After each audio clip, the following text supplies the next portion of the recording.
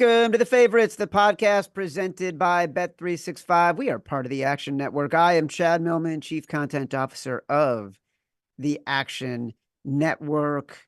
Today is one of our favorite episodes of the off season. We haven't done one at all because we've been so busy with so much stuff heading into April, but we got a window here. So we want to sneak in a mailbag back. By popular demand, producer Matt Mitchell, has been collecting questions basically since the end of football season that you guys have been wanting to ask me and my co-host, my companion, my compadre, my BFF professional bettor, Simon Hunter. Hello, Simon. Chad, how we doing in New York? Brother, it's rainy, as always. Apocalyptic weather trending somewhere in the country. And right now it's in the Midwest heading towards the East Coast. But listen, before we even get to the questions, and I love our listeners because they sent in so many good questions, some of which are tinged with just absolute bitterness. It's like they are reflecting their feelings in the question they're asking and in the way they ask the question and in the language they use to ask the question, hoping that it will rile us up in our response and we will ultimately feel the same way. And we were going over one of the questions, which I can't wait to ask. And at first we were like, I don't even get this question. And then within about 2 minutes, we had a list of things that matched the answer. So I'm excited to get to that. But first, Guy, Rams making a move. Aaron Donald, explain yourself. Yeah, Chad. For all my good insights I do get, there's always me a couple misses. That's just the nature of the business, especially when you're getting fed by information from people that are not at the top. They're at the bottom and they're getting information from people in between. And yeah, I had gotten some news that the Rams were opening up some cap space and they were going to pay Aaron Donald some more guaranteed money off the books so they could mess around with his contract as well. And I was like, oh, they're about to sign a big time player. I thought they were about to make a big time move. Had a couple different people in mind. Turned out I was just completely out of depth. Aaron Donald was actually retiring.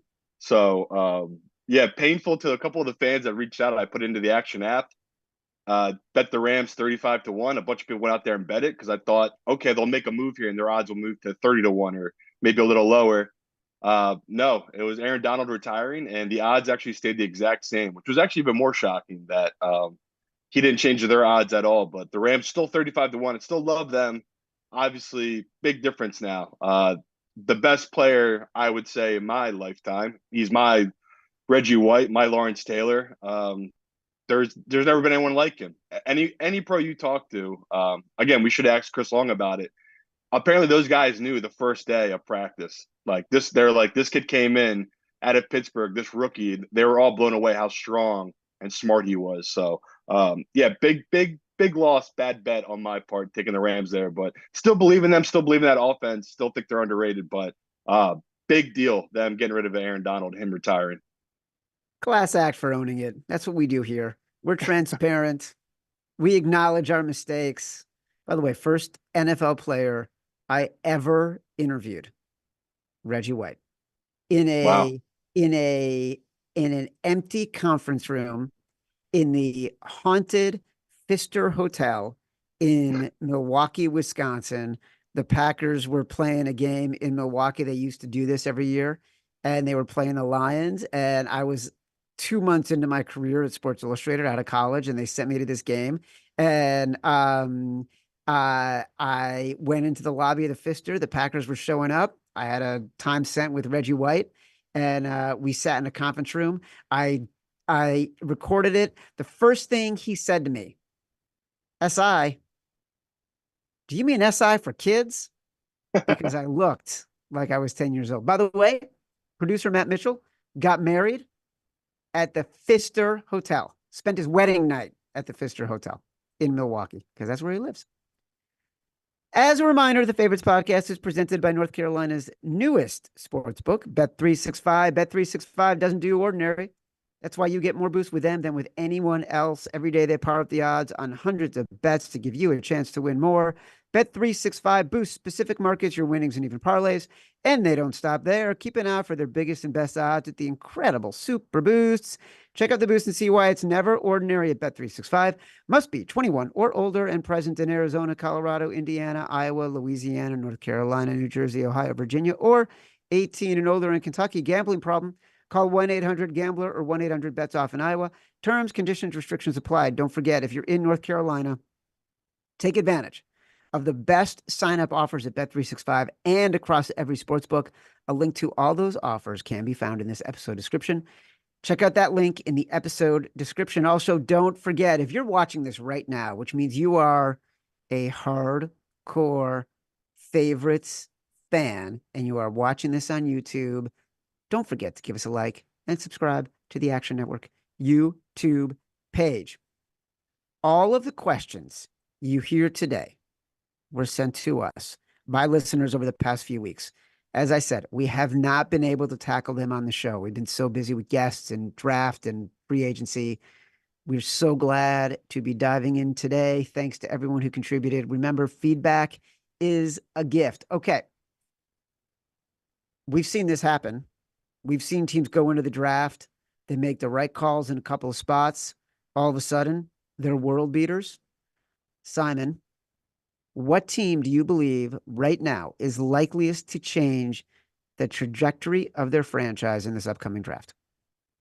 It's quarterback league, Chad. So it's pretty easy. It's the Bears, right? You guys have, in your lifetime, never really had a franchise quarterback. You've had really good quarterbacks over the years, but no one that, that Peyton Manning, Drew Brees type, where it's like this guy's going to be here for 10 to 15 years and we can rely on him. So, yeah, if we're projecting out all the hype, all the pressure, I can't remember the last player that really had what Williams is going to have this upcoming season. You guys are a big market, and I mean, I'm not here to shit on the Bears, but you guys have been losers since the Super Bowl, right? Like it is the truth where it's really tough in your division where Green Bay has been so good, and you always luckily had the Lions as kind of the laughing stock of the division.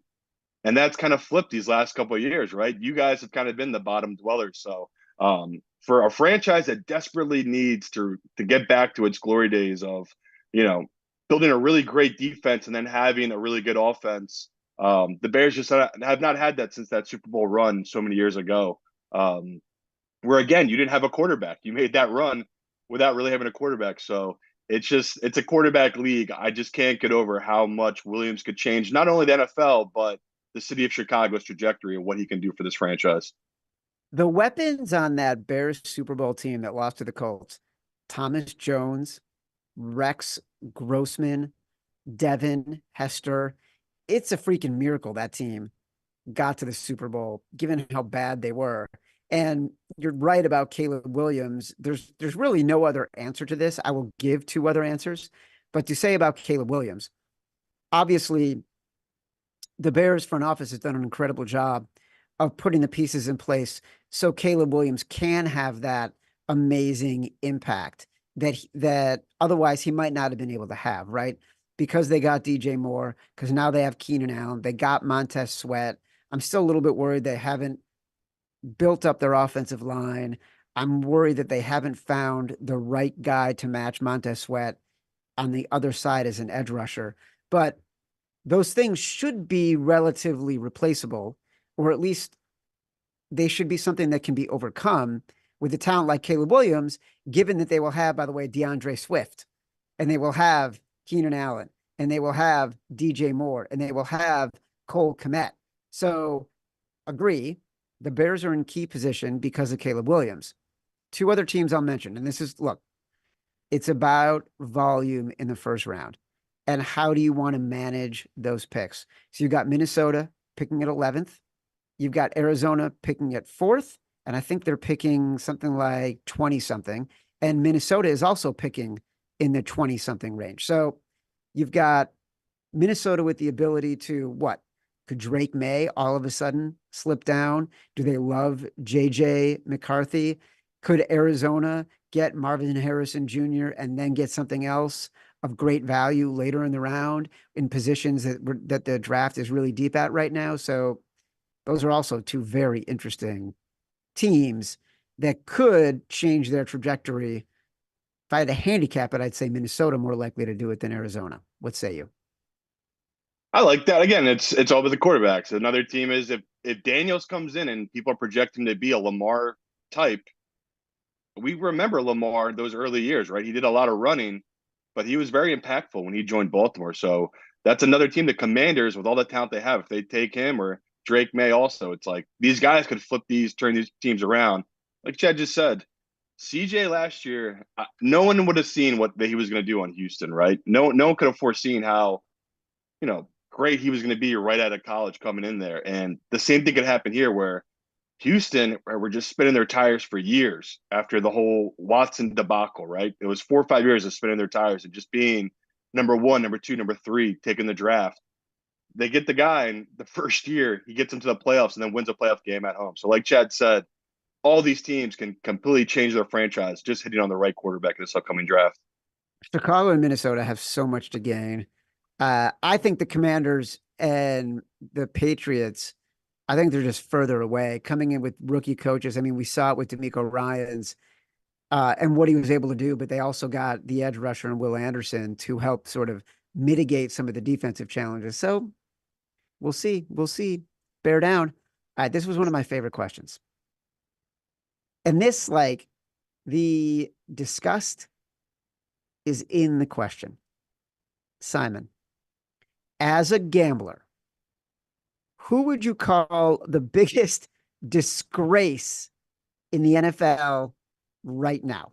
And we were able to write down a couple of answers for this. And I want you to be able to answer first. Who would you say is the biggest disgrace in the NFL right now? I would say just from last season, like who burned me the most, and I really thought about it since we talked about it. There's no one else for me than Bryce Young. Like I was so right about this guy the whole offseason. And then I thought the league had gone too far of the hate midway through the season. I was like, this guy's not as bad as everyone thinks he is. The line shouldn't be what it is, right? He's being undervalued. Bryce Young's not as bad as people keep saying he is. Carolina's not as bad. They are, and they were as bad as everyone said. They were, to me, the biggest disgrace last year, that Carolina team. They totally gave up. And again, it's not Bryce Young's fault, but I put it on his shoulders just because he did not improve as the season went along. He regressed as the season went along. So for me, from the gambling perspective, I would definitely go with Bryce Young. Wow, you know what's funny is when we first started talking about this, how did I forget Bryce Young? I like didn't even think about him. And the fact that he looked like he was a peewee football player back there. And there was only, I think, and they killed us every week, right? Like we always thought they were undervalued in every single line. How could they be this bad? How could they be this much of an underdog against this team? And just about every single week, not just Bryce Young, the entire team found ways to give the game away and give away the cover. I'll give you a different one. We talked about the Browns. You mentioned the Browns in the other answer. Brown's a little bit of a disgrace just in the way they've handled the Deshaun Watson thing and how it may have handicapped their team for years to come if he can't become the player that he is. But we still won some money on the Browns last year. Single biggest disgrace has to be Todd Monken, Baltimore Ravens offensive coordinator in the AFC Championship game. We loved the Ravens in that game. We got burned. Look, what were they seeing in that game that made them think they just could not run the ball anymore against the Kansas City Chiefs? That is still something that leaves a little bit of a hole in my soul. No, it's we talked about it after the game. It's the Mahomes effect. He just him driving the field, scoring a touchdown, them driving the field, scoring a touchdown, and him going right back down the field, Mahomes scoring a touchdown. It really did shock them. Like you just said, they completely went off what they usually do, and they came back out after they're down 14-7 at this point. Three straight passes, I believe, from Lamar, three and out, and that was, I mean, game. That was just the game. It just they never wanted to get back into rhythm and run the ball. They kept wanting Lamar to win the game for him, and like you said, Chad, it's hard to think of a bigger disgrace on the coaching side. Maybe Josh McDaniels, right? The biggest joke in the league, but It's pretty close where this guy had the perfect car, everything was perfect, and he couldn't drive it right. He just lost his mind there on the field against Mahomes and Andy Reid. And like you said, that's something the Ravens are going to live with forever because I do still think they were the best team in all football last year. They had the best offense, best defense. The rematch against the 49ers, who knows, right? They could have shown up and played differently, but we already saw that matchup early in the year where anything the 49ers would have done, I feel like the Ravens could have countered it. So, yeah, if you're a Ravens fan, you're still sick to this day because it feels like you left a ring on the field there. Well, not just left a ring on the field, but you might have lost, like, the window may have closed there in terms Yeah. of having the advantage in the division, right? Because we've talked about this so often. We love the Bengals in 2024. We love Joe Burrow coming back. We love Lou Amarillo coming back. We love that the team is relatively intact. We know that they lost their offensive coordinator in Brian Callahan, but it was Zach Taylor who's calling the plays for that team. So this is a team that is getting better without having to spend a ton of money to get better, just by virtue of Joe Burrow. And by the way, Jake Browning showed up. So the Ravens kind of may have missed their window, and they've gotten a little bit older and maybe not as good as they were last year, while the rest of the division has improved. Simon, it's the perfect transition to our next question. Tons of injuries taking place in the NFL last season. We saw an enormous number of quarterbacks start games. I think it was 66 starting quarterbacks in the league. Of all quarterbacks who started a game last year, who is one or a few you would never bet on with your own money? I got a little bit of a list. Do you want me to go first, or do you want to go first? Because I'm going to I expand. I'm going to expand this question. We're going to start with the ones we will never bet on again, but then I also want to go like the backups who we think we would still bet on based on performance, situation, history. and it is all situational where I try not to hold things against guys for what they did before. I mean, hell, I think one of our bigger bets last year was taking oh no, it wasn't. Maybe we're on the other side, but like there's times where backups come in and me and you kind of stick to, well, we're kind of playing the team here in this spot. I think it was when the Eagles went to go play against Seattle, and it was in Seattle, and no one wanted to take Drew Lock. He was a pretty big dog, and we just kept saying this number is too big, though. Like that number's too big. Did we think he was going to beat the Eagles outright? No, but that was a classic case. So we played the number, put in the round robin, and it hit. So there is a breaking point where a number, because honestly, me and you hated that kid. I mean, he lost Yeah. us so much money on Denver, but I eventually moved past that stuff. But for me, I really don't care about the number. It's all about the individual. I just can't bet on Marcus Mariota. If he's going to come in and play a game for the Commanders next year, I honestly have zero to no faith of backing him, especially with that bad of an offensive line. Just watching him on the Eagles too. The guy is so inconsistent as a passer. Marcus Mariota is right up there of I really don't care about the number. It's almost 99% guaranteed I will not bet on him if he's a starting quarterback. All right. See, that's interesting. I hadn't even written Marcus Mariota down. But if you were to ask me right now, we'll get to next season, and you're right. When a backup quarterback comes in as bettors and as gamblers, we often will bet on the backup quarterback because the line gets so over adjusted that there's huge value on taking the backup quarterback. But there's a certain quintet of backup quarterbacks. You cannot get me to bet on them no matter how good their team is. Number one, I'll take Marcus Mariota. Number two, Desmond Ritter. I can't believe Yeah. you didn't mention Desmond Ritter. Okay. I don't know if he's going to be the number two. I don't know if he's the actual backup. He might be third. Well, but he'll still be a backup. All right. So That's true. That's true. Desmond Ritter, Mitch Trubisky. It hurts me to say it. I so wanted him to be in the right spot with the Steelers. Mitch Trubisky, Zach Wilson, Trevor Siemian. Five guys who, no matter what the value is, it is either a pass or I'm playing the biggest number in the history of the NFL. Yeah, again, it's tough though. Where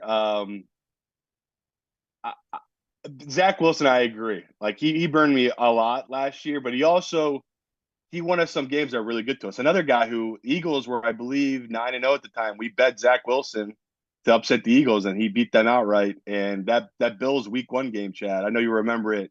Oh Made a yeah. ton of money on the Jets. Aaron Rodgers goes down, in comes Zach Wilson, and he just does enough. Again, it was more about Josh Allen being bad, but Zach Wilson did enough to get us that win. So, of all those guys on that list, I probably have the least ill will towards him. But the other names you mentioned, yeah, anytime Trevor Siemian comes in, it's usually an auto fade on the other side. All right. You you have to bet one of these.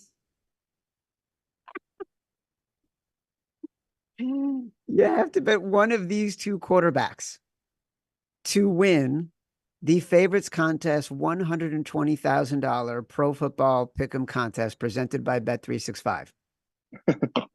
Okay, are you ready? Yeah. Zach Wilson or Drew Lock? Um, I would, if they're at home, I would take Drew Lock.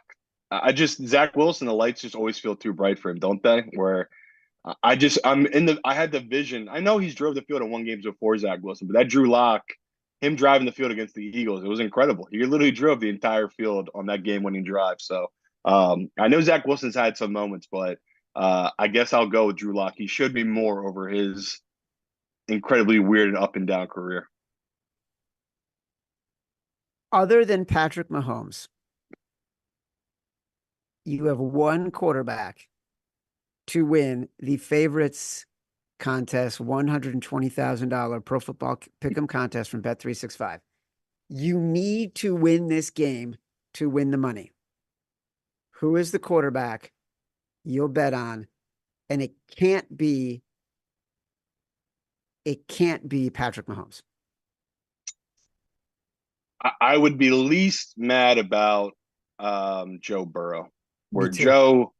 Joe just got that it factor of he rarely makes the really dumb mistakes that Josh Allen does in the red zone. So yeah, for me, there's so many times where I'll bet on Josh Allen. I'll be like, of course he threw that pick in the end zone. That's just what Josh Allen does.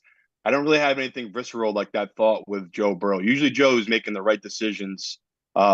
Even when his offensive line was nothing and he was getting no time, he almost always made the right decision underneath pressure. So yeah, if I'm going for a comfort level, there's no one compared to. I told you that best sleep of my entire life. I've never had that kind of sleep before that Super Bowl. Just betting on Mahomes before the Super Bowl was euphoric. I guess I've had it kind of with Tom Brady, but nothing close to that with Mahomes. I would say in the league right now, the closest feeling is Joe Burrow. I agree with you. I was going to say Joe Burrow. Question for Simon. When do you get involved in betting the NBA? And does the return of Joel Embiid excite you as a Sixers fan? NBA, I dabble here and there, but for pennies, I don't really get into it after March Madness. Yeah, like playoffs, I'll really get into it. But I have people feeding me picks. People I work with in my syndicate, they're doing NBA. So if they got picks, if I see a Green Dot Daily episode and the guys are talking up, our guy Jay Money's talking up some line he likes an NBA game. If I'm like, you know what, I like that, I'll bet it, but I don't watch it enough to really know enough about it. But Joel Embiid, I'm a hater. He doesn't move the needle for me. I just keep thinking back to the Michael Jordan doc, him talking about getting his body back into NBA shape and how hard it was to get his body back into NBA shape. And that's what I think with Embiid. Embiid, he has to get his body back in NBA shape now in the next month or two before the playoffs. It's gonna be really tough. I mean, he's such a big guy. So I'm a better Sixers fan. Like I've only could take so many second round exits with Joel Embiid to get excited anymore. So even if we do limp in, yeah, if we upset the Boston Celtics and they're the 1 seed, we're the 8th seed, yeah, I'll be fired up. But deep down, I don't have any faith. That's just a bitter Sixers fan I am right now. Uh, this next question I love.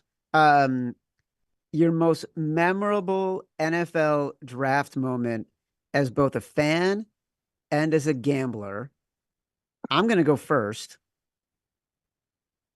I know this sounds crazy, but the euphoria, I'm going to go with recent draft history. The euphoria we felt in my house when Justin Fields was drafted by the Bears. It's we had the same reaction as when the Cubs won the World Series. Like the jumping up and down, the screaming, it meant so much to us as Bears fans because the Bears made a move to get into that. And the Bears historically are not great in the front office, are not great at identifying talent, are not great at being aggressive to make moves they think will make them better. Now, in hindsight, it wasn't the move that made them better, but the fact that in that moment they were aggressive and did the maneuvering you need to do to get someone that we all thought would be great, it was a real warm moment. Like I think about hugging my kid, like we were screaming and yelling, the dog is going crazy. Um, so that's a big moment as a fan. That's why I'm so upset. I'm so upset it's over. We're moving on to Caleb Williams, but I still remember it fondly. I know what you're going to say as a gambler, so I want you to take that one. Yeah, definitely. As a fan, I'm the same as you. I think it'd either be McNabb or Carson Wentz. Whenever you get the franchise quarterback, it's the best. Carson Wentz, I probably watched all of his film for 3 months leading up to the season. Just I could not stop reading about him, watching film on him. I was literally hooked once the Eagles drafted. Just because when you draft that high, you expect the best things ever of this quarterback. So definitely Carson Wentz for me. As a gambler, yeah, I would say in my media career, my experience shared with you with the Trey Lance and people on this show was really fun. Like calling my shot that you know, all these people in media were lying to people and that they were wrong, and there was not any real love for Mac Jones going at number 3, and it was all Trey Lance. That was really fun and profitable. I made a lot of money off it, but my biggest win probably before joining media was that Baker, Sam Darnold, Josh Allen draft. I could not stop betting enough on Sam Darnold not being the number 1 pick. So it was basically anybody but Sam Darnold being the number 1 pick. I was going to win a bunch of money. And little did I know it was going to be Baker. I thought the whole time it was going to be Josh Allen. And pretty shocking. It was Baker Mayfield. So yeah, I would say for money wise, probably that draft, but definitely most fun I've ever had was that Trey Lance draft. As guys who were actively betting when Jim Harbaugh was last in the NFL, how do you feel about his return from a gambling point of view? More predictable unders, more consistent play from the Chargers, uh, potential player mutiny over his rah-rah style. I've thought so much about this because I it's hard not to pull the trigger on Jim Harbaugh, who has won everywhere and turned his teams around quickly, whether it was University of San Diego, whether it was Stanford, whether it was the Niners, whether it was back to Michigan, where he ironically had the most struggles before he turned that team into a juggernaut. Um, I wanted to be betting on Jim Harbaugh, but the value wasn't there. And then they started losing all their players and they got a lot of cap space. I don't think the issue with Harbaugh is ever going to be his players. His players love him. It's always with his bosses. He's a crazy person, and like he's hard to get along with, and that's what that's what forced him to leave the Niners. He couldn't get along with the front office. He had worn his welcome out in Michigan. He won the titles in spite of the fact he had worn his welcome out there. They were trying to run him out of town. So the issue will be with management, not with his players. But my expectations are pretty low for this Chargers team. Yeah, I think they'll be bad this year. No expectation. I mean, me and Chad talked a little bit ago. Would I put a future on them? And it's no. They're the type of team I can't wait to bet next year in the future, for the future market. But yeah, if you're a Chargers fan, I'd be elated. Like this guy is, to me, one of the best organizational builders you can possibly have. Whatever talent you have, he will get the most out of it. And Kaepernick is not this great quarterback, but he was good. And, Harbaugh was able to highlight his great ability. I mean, that's what he's so special at. So, yeah, it's his predictability, everything he does, I just like. And especially as a bettor, I know exactly what I'm getting. Like his team, they match up a certain way. He likes to run the ball a certain way. It is all very predictable. So, compared to their last coach, yes, I am very excited as a gambler. He has a lot of patterns and a lot of things he does. But the biggest thing is I just think it's exciting for someone like Herbert that has so much potential and talent. Um, if he is really as good as we think he is, Harbaugh will be able to get the best out of him. So, yeah, pretty excited as a fan. By the way, I think Matt Mitchell just put something in our script to tell me that players on the Niners and Michigan complained about Jim Harbaugh all the time. Whatever. As a leader, I don't hear players' complaints. Simon, can you name the fastest growing ticketing app in the United States? Game time. That's right. It's game time. I love game time for two reasons. First, they still sponsor this show. Second, actually, I use game time all the time. They have amazing last minute deals, including pro and college sports. Speaking of which, I'm actually opening the Game Time app right now from our office here in New York City. And guess what? I can get in to see the red hot streaking New York Yankees for like $120. Go up to the Bronx, see the Yankees, but no matter where you live, download the Game Time app. Get out, have some fun this week. You deserve it. You can redeem code favorites for $20 off your first purchase. Terms apply. Again, just download the Game Time app and use code favorites for $20 off your first purchase. Last minute tickets, lowest price, guaranteed. If you could have played, Simon, for any current or former NFL owner, who would you choose? I love history and I love crazy, weird personalities, so I got to go with Al Davis. He's like the weirdest dude ever. His big ass yellow teeth and him just saying crazy stuff that's sometimes racist, but he's just he's from a different world. Like I would have loved to experience a guy like that who had been around so many different personalities and just picking his brain about all the old days with Joe Madden and just all the different players he's had through those doors. It's crazy. His perspective on everything would be wild. So yeah, if I was looking for someone that would just be an insane time to hang around and get to know, he would definitely be way up there, Al Davis. So the next question someone asked is if you could have played for any current or former NFL coach, who would you choose? So I'm going to answer both of these questions in tandem.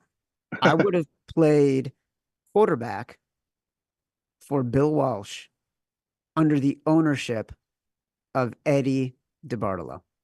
Love it. How does it get better than that? Yeah, it's good. I That's mean, really you good. are playing in the West Coast, you're playing in a revolutionary offense, you're playing with a genius coach, and you're playing for an owner who may or may not be connected and may or may not treat his team as if it is the Tiffany of franchises and just does not care about spending the money and wants them to have the best of everything. That was literally high flying days for the San Francisco 49ers in the 80s. Bill Walsh's coach, Eddie DeBartolo as the owner. This Um, is I was gonna say this is painful to say. I'll go with Troy Aikman if I'm going there. Just because you got the owner, you got the cool coach. That was probably as good of a time as you can have in the '90s playing on that Dallas team. Where I can't imagine the parties Jerry Jones was throwing, but then going to Key West with your head coach and having beers and riding around on his boat was probably a pretty damn good time. So yeah, as much as I love to shit on Dallas, that would have been pretty fun to be Troy Aikman in the '90s. well, look, I know I'll always bring back things that I covered at one point or another over the past 30 years as an old person. Yeah. Don't forget, I basically was in the Cowboys locker room in the 90s every week during the football season. Um, there was one year that Sports Illustrated, when I was working there, my first or second year, we went down and did an entire week with the Cowboys. The whole issue was about that. It was me and Rick Tellender, who was the writer, and we were all over the place from in the locker room with Troy Aikman when he's complaining about the league and sort of silly rules that they have. I was with there was a safety, Bill Bates, who was a Pro Bowl special teamer, and I went home with him one night after practice to be with him and his family, and was there when his wife told him they were having, I think, their third or fourth kid. Um, and those were, I would go to this like sports bar where all the Cowboys hung out, and they were all there all the time, playing pool, drinking. Like those were heady, drug fueled days. They were Oh pretty yeah. freaking insane. That was a crazy life. Going to clubs with them. Oh my God. Like I remember going to clubs with like this backup running back on the Cowboys. It was just you were living in Dallas in the 90s playing for the Cowboys. That was something special. Probably like living in San Francisco and playing for the Niners in the 80s. All right. Here's a very important question. You and I are both going to have different perspectives on this. Where do you think, and this has been a crazy few weeks for sports betting, Where do you think the state of sports betting is headed? We've seen enormous shifts in the 6 years since PASPA was repealed, some good, some bad.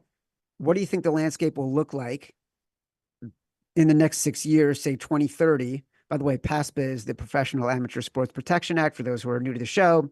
That is the law that was a federal betting ban that the Supreme Court repealed in May of 2018 and opened the floodgates and all this state by state legal sports betting.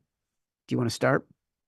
Yeah, I would say it's going to keep getting better. I mean, these are the early days. It's just there's going to be a lot of speed bumps. A lot of people are going to ruin their lives, and it's sad, but um, it's just going to be an over adjustment to what it was before, which is, you know, it was just different. Like the thing I think is really funny is people are like, look how gambling's ruining sports, as if there wasn't $1 billion business in the shadows for the last, I don't know, 100 years.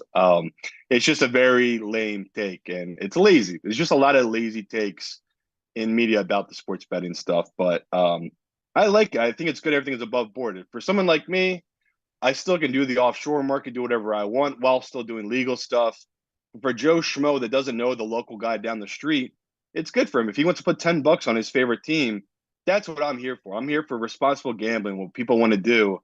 That kind of stuff. It's great. But when you hear the horror stories, yeah, it makes my skin crawl where it's like it's someone with a disease that doesn't know how to handle it, and they've ruined their lives and maybe their family's lives. It's heartbreaking. But I like it now because it's all above board. Like them catching that guy in Toronto Raptors doing Deontay that Porter. shady. Yep.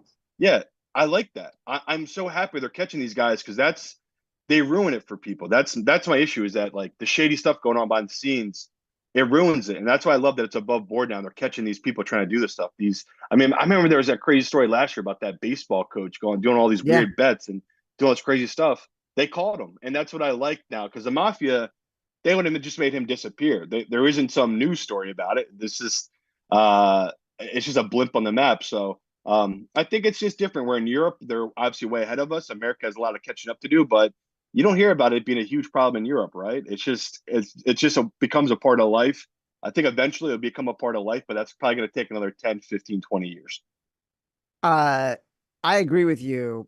Look, this has been a crazy couple of weeks for sports betting in general and the coverage of sports betting between Jonte Porter and Otani. And there have been a series of stories in places like the Wall Street Journal and the New Yorker about, is it good for sports? Is it bad for sports? I will always come back to what you just said. It's always been there. It Yeah. just existed in the shadows. It hasn't changed anything. There have been gambling scandals 1919, 1950s, 1960s, 1980s, 1990s, like Tim Donaghy in the 2000s. Like these things have always been around because sports betting. Google Inter Milan and referees. I mean, Yeah. it just happened literally a couple of years ago. People like in So Europe. like it's not going to go away. No. It's too intertwined at this point.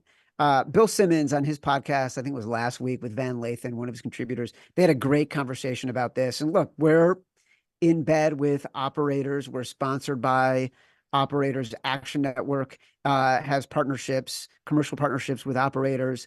Like it's to our financial advantage to see it continue to do well.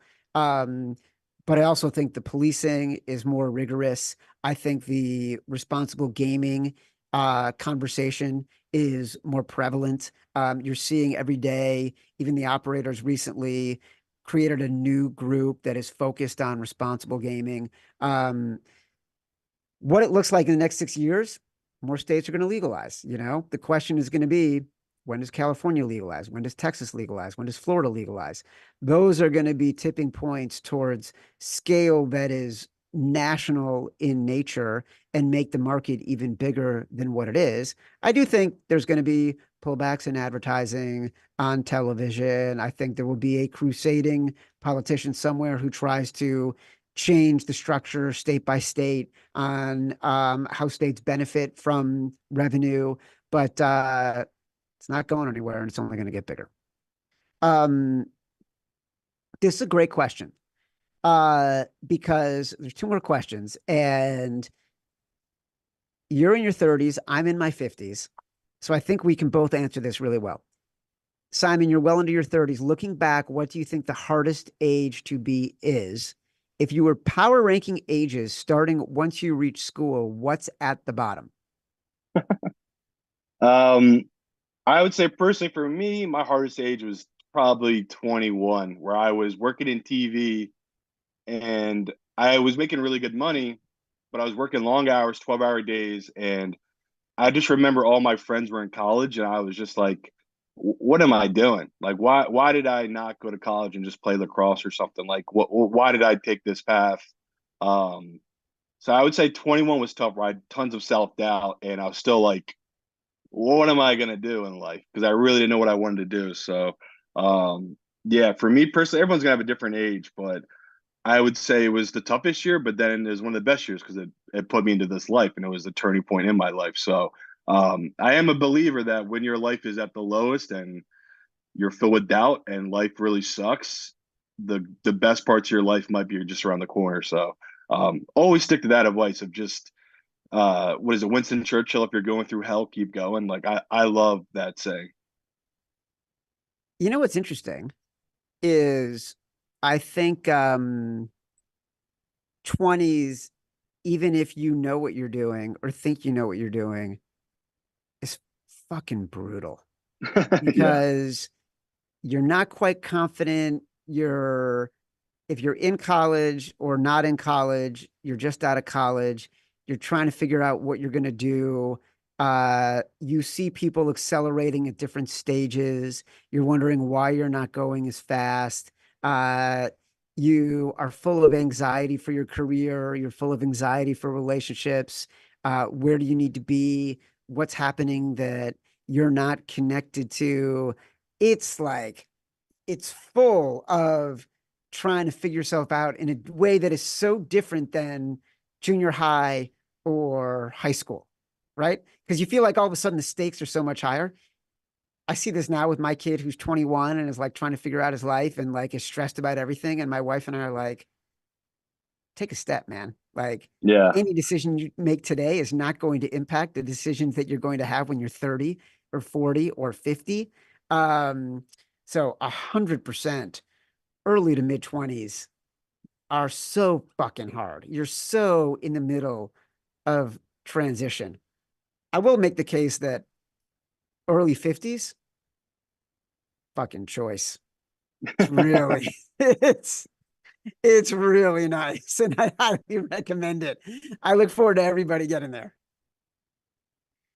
Um, all right, Simon, I know you're excited about this. Explain, are you excited about the upcoming solar eclipse?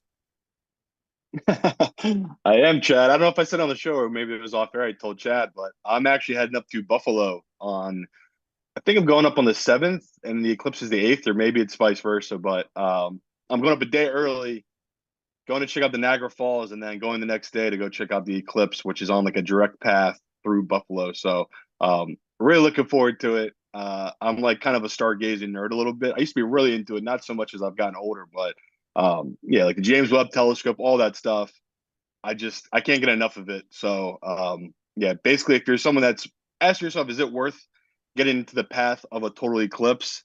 It is worth the drive, even though it's only 4 minutes long. It is the craziest, coolest thing I've ever seen. It's basically you don't even need the special sunglasses. Once the eclipse starts happening, you can look directly at it without anything on your face and just see what looks like a black hole and this white fire dancing around it. It's crazy. I've never seen anything like it. So yeah, I'm all in and really excited about this total eclipse. I love learning things about Simon outside of betting. Yeah, I might come off as kind of cool, but deep down, Chad knows I'm a nerd. Such a nerd. See, and people would think I'm a nerd, but I actually just don't have it deep down. So there you go. Matt Mitchell is asking in the chat, best oil to nut ratio. I don't know if he's asking because a fan is asking that or if he wants to know. I can tell you right now that my go-to mixture right now that I'm enjoying the most, it's a combination of hazelnuts, macadamia nuts, uh, Mm, cashews, and pecans. You mix them with some like 2 tablespoons of olive oil, some sea salt, some orange zest, and some fennel. You save some of the orange zest. You roast them for 12 minutes in the oven at about 4 something, I think. You take them out and then you put a little more orange zest on them afterwards. So supreme. I can't even tell you. It's the best. The best. All Uh, right. All my right. favorite nut, I will go with the good old fashioned baseball peanut. I love the classic. I mean, I think I even got Chet to eat a couple at the ballpark we Yeah, yeah, went. we did. We had a whole bag of them at the Phillies game. Yeah, so I'm about that life. By the way, it's so annoying that you're going to be at the Eclipse this weekend. I will be in Philly going to WrestleMania at the Link on Sunday night since I'm visiting my kid in Philly this weekend at school. Sorry to miss you. As a reminder, catch every episode of The Favorites live on YouTube. For those enjoying on YouTube, don't forget to give us a like and subscribe to the Action Network YouTube page. As a reminder, The Favorites podcast is presented by North Carolina's newest sportsbook, Bet365. Bet365 doesn't do ordinary. That's why you get more boosts with them than with anyone else. Every day, they power up the odds on hundreds of bets to give you a chance to win more. Bet365 boosts specific markets, your winnings, and even parlays. And they don't stop there. Keep an eye out for their biggest and best odds with the incredible Super Boosts. Check out the boost and see why it's never ordinary. A Bet365 must be 21 or older and present in Arizona, Colorado, Indiana, Iowa, Louisiana, North Carolina, New Jersey, Ohio, Virginia, or 18 and older in Kentucky. Gambling problem, call 1-800-GAMBLER or 1-800-BETS-OFF in Iowa. Terms, conditions, restrictions apply. Be sure to catch our next episode of The Favorites on the Action Network YouTube page this Tuesday, 1:45 p.m. Eastern. Special guest Nate Tice of the Athletic Football Show. We love having Nate on. His show is fantastic. Download us from Spotify, Apple Podcasts, wherever you get your pods. Rate, review, subscribe. Leave us 5 stars. Say whatever you want. Feedback is a gift. Until Tuesday. Love you.